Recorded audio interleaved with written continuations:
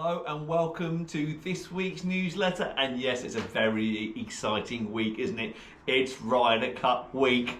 I can't wait. All the action starts at midday on Friday over in New York. And wow, yeah, really now is getting very exciting. I hope you enjoyed my front nine video last week. Well, the back nine is on the newsletter this week on the video below this one. Let's see if I can manage to break 80 round Bethpage black. It was a bit of a struggle on the front nine. It's so difficult to putt on the simulator, but I hope you enjoyed it anyway. A few of you asked, actually, Duncan, you keep hitting these little toe hooks. What do you feel like you do wrong when you hit these toe hooks? Let me start to that very quickly, because you can learn something from this as well. So for me, it's all about actually getting a bit older and losing my mobility a little bit. Now I do I do stretch a lot in the mornings to try and keep my flexibility going. Approaching 50 next year, I know it's hard to believe, but yes, I do work on trying to maintain my flexibility, improve my flexibility, and I do a lot of stretching before I go and play or before I actually hit any golf balls in here. But it does come down to me really not quite rotating my body through. I get a little bit like this, which sort of throws the club out towards the ball, and yeah, I get stuck a little bit on the inside, and therefore I hit it out the toe. So I work very hard on, as long as I try and stay in posture and rotate my hips, clear my hips, and I try and get there. Okay, if I get a bit stiff and a bit wooden or a bit steery with my golf club, then you end up doing that a little bit, and then I kind of flip my hand at it, and that's when I hit it out the toe. So it just comes down to, the older I'm getting, the harder I'm finding it to turn through the golf ball. So I really have to commit to that hip turn through the ball. So if you find that you do strike the golf ball out the toe a lot, look at your posture, check your posture, that you're not too slunched over or anything like that, but also make sure, are your hips turning? Your hips have to rotate through that golf ball, okay? But also, the other thing as well, which I realised the other day, is that check your grip pressure as well. Sometimes I toe the ball a little bit because I'm clinging on for dear life. Keep those hands and arms real soft and loose, and that certainly helps to strike as well. So keep those hands and arms nice and soft, and make sure you rotate those hips through the golf ball. Should get rid of those toe strikes if you think you do hit them out the toe, but always check, because a lot of time I hear people, I'll keep hitting it out of the toe and it keeps going off at right angles. Generally, if you're hitting it out the toe and it's going off the right angles, you're probably not hitting it out the toe, you're probably hitting it out the heel. So get a sticker on your club face or put some foot spray on there and check where you are striking the golf ball. If not, come and speak to me or Ollie and we'll soon be able to help you. But yeah, just give that a go if you struggle with that toe strike. So yeah, back to my game. Go and watch that video. I'd like to say that practice last Tuesday did me any good for my Alliance meeting over at Eton on the Wednesday, but it was so wet and horrible it made no difference at all, because it was blooming miserable. I haven't been that wet on a golf course for a long time. The following day was nice though. We played the Pro Captain Challenge match, me and Captain David Mills, and we drew for the first time this year against Dave Hanwood and Bernie McKern.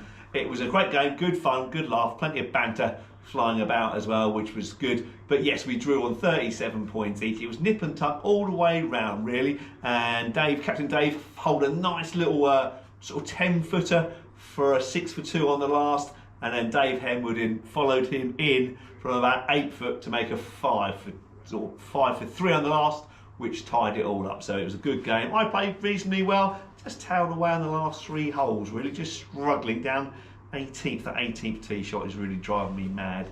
I need to think about my strategic clubs off the tee. I keep hitting driver, but maybe I need to hit 3-wood or 2-iron. I need to think about that. Anyway, it was a good game, good fun. Nothing this week or the following week, because Captain David's away on a not well-earned holiday, so I'm sure he's enjoying that, cruising in Europe. I'm sure he's sat on the boat now having a nice glass of wine.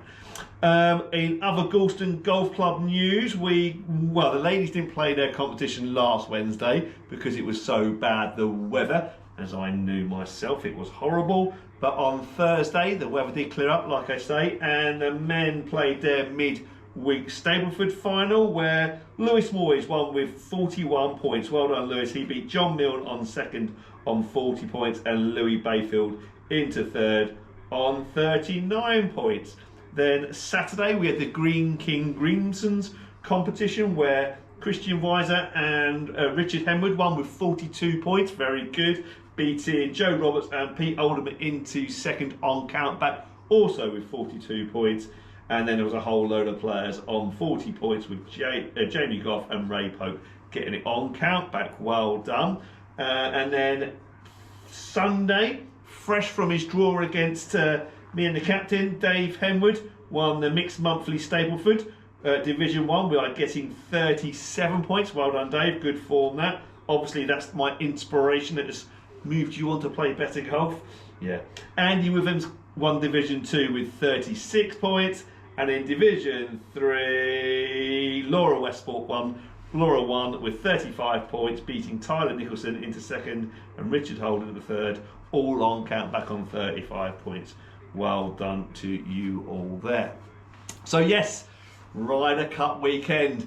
We have still got a few squares left on our sweepstake, £10 a square, so come and get those. All the prices go back onto your Pro Shop account, so come and get a Ryder Cup sweepstake square.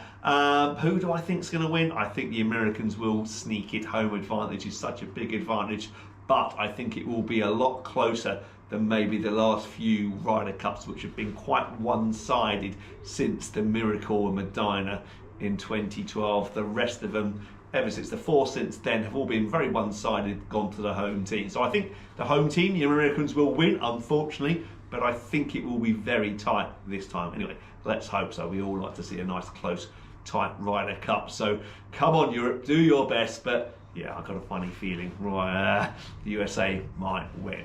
Right, okay, what else we got? Oh, shop news. Shop news, we have had some winter clothing arrive and some winter golf shoes arrive just in time for the slightly iffy weather that's happening out there today. So yeah, if you need some winter clothing or some winter shoes, woolly hats have arrived, fleeces, base layers, you name it, it's all starting to arrive now. So come in the Pro Shop and take a look.